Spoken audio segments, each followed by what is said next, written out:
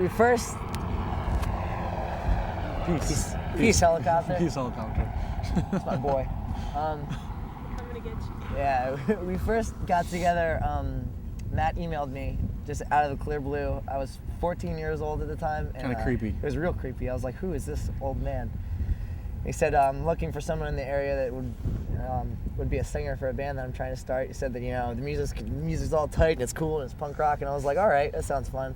And he came and checked out a band that I was playing with at the time, just like a high school band, and liked my voice.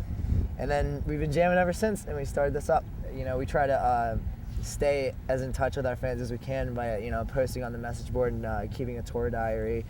And and we basically, got our start from the internet by mp3.com, which is, a real sad thing to see that site is shut down, because that was, tons of bands like Yellow Card and myself and Rufio. They all, got great starts from an internet-based, fans. That's how we were kind of found, actually, pretty much. Yeah.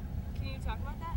Like how you were found? We just had a lot of downloads, and a kid in California called We the People Records was a record label, and he liked us, and we flew out and met him, and we kind of did a record, and then we went to Drive Thru eventually. We met a kid that used to work for Drive Thru, and lo and behold, Drive Thru is an awesome label.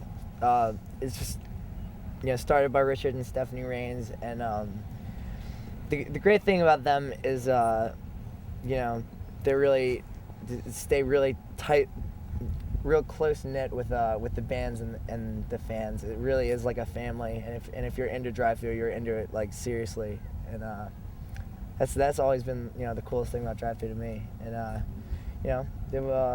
they've done a lot for the bands, and they've done endless amount of things for us, and who would have known what we would be, or if we would be even anything if it weren't for them. Our first shows, by comparison, were pretty much nothing at all compared to what the kind of shows we've been playing lately. Our first show, there were at most 5 people watching us, and we sucked. And then our second show. Where was the first show? The first show was at a community center in our hometown, and it was just really bad. I don't think anybody knew about it. It was basically just the other bands watching us. And our second show, we were blessed to be able to play with Save Today for our second show, and that was just like mind blowing. Yeah, mind blowing. We never played with them since then. It was just still like one of the greatest things ever. And and then we just played more bad shows after that until a couple years.